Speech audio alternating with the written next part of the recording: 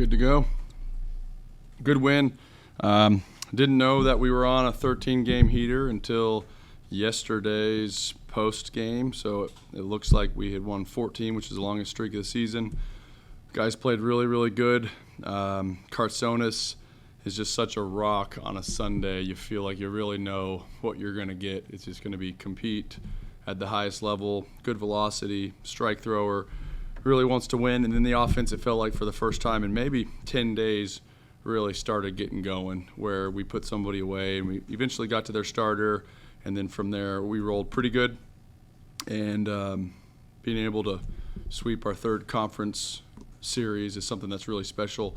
I think in the decade I've been here, we've never done that. I don't know if that's ever been done in program history here. So really good week. Look forward to having a little bit of time off. I know the guys really do tomorrow to be able to enjoy their families and hang out and reset a little bit and just be gracious and thankful for everything we have.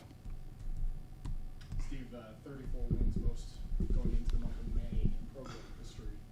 I mean, each game's a game, but does it speak anything to the foundation the program already is on? To reach that now? Yeah.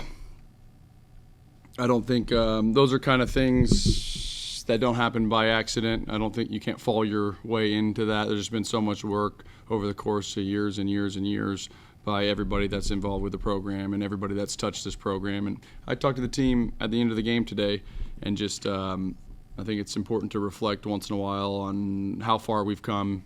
When I first got here,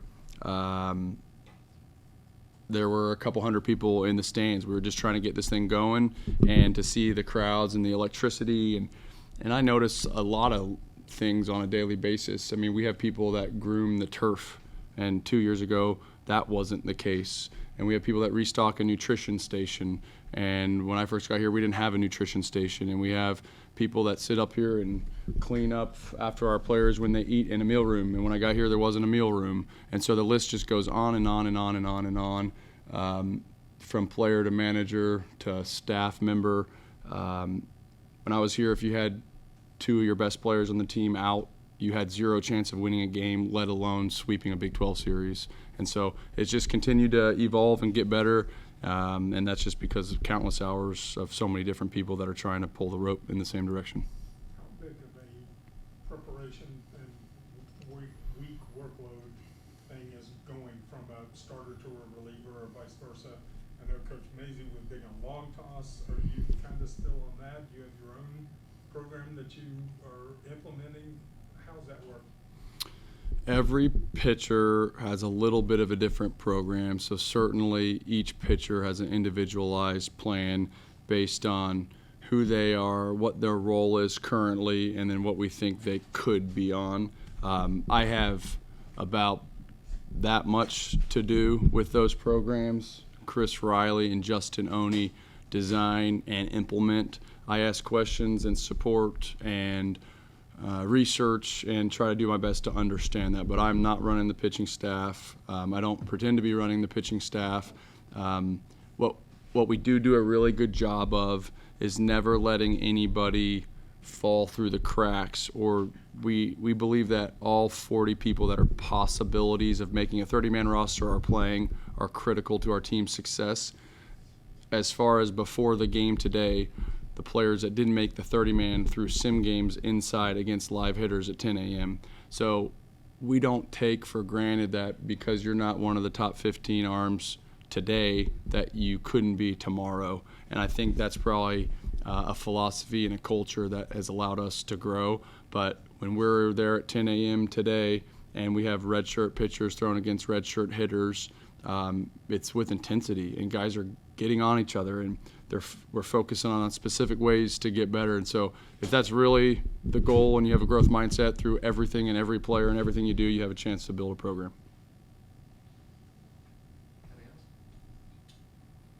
Talk a little bit about Carsonis. The preseason, you seem pretty high on him, both the hitting. It's obviously worked out pretty well, but what's allowed him to maybe even go a step further than you could have imagined at this point?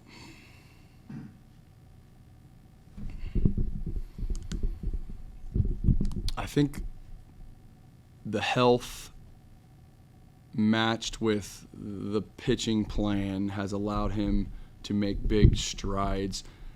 A guy that needed multiple procedures this summer, he may have, quote-unquote, been healthy previously, but maybe not really, meaning he might have been a little bit banged up, but I think a lot of these competitors like him, they just get used to feeling poorly consistently until your arm blows. And so I think actually having some of the things that needed to be done, slowing down, getting his body in a great place, and then you match that with some of the best resources and coaches in the country and a guy who really wants it with experience, and you kind of have a recipe for a kid to maybe take off. How have you liked how Spencer's been playing at second base, kind of waiting for Sam to get maybe more healthy, moving back in there? How do you like how Spencer's been playing? He's been great. He's won us a lot of games. He's hitting in the 8 and 9 hole this season primarily, and he's played in a ton of games. And he doesn't always start them, and he doesn't always finish them. But Spencer's played in 30 games, and he's only started in 16. And so he's in there all the time. He's a sophomore. Last year he was successful and got thrown in there with some injuries. He's a fantastic player that's got a very bright future here, and he's been a starter and a bench guy and a defensive replacement. He's a cool story because I think eventually when he becomes a surefire, no-brainer, everyday guy, left versus right, doesn't matter, he will have worked his way into that role and kind of saw the whole picture. And usually that's what makes good players great, when they have this awareness and this baseball IQ of what it takes. He's struggled more against left-handed pitching, so that's why early on he wasn't always starting. And so that's usually just an evolution of an offensive player, like learning how to hit the same-sided breaking ball is difficult.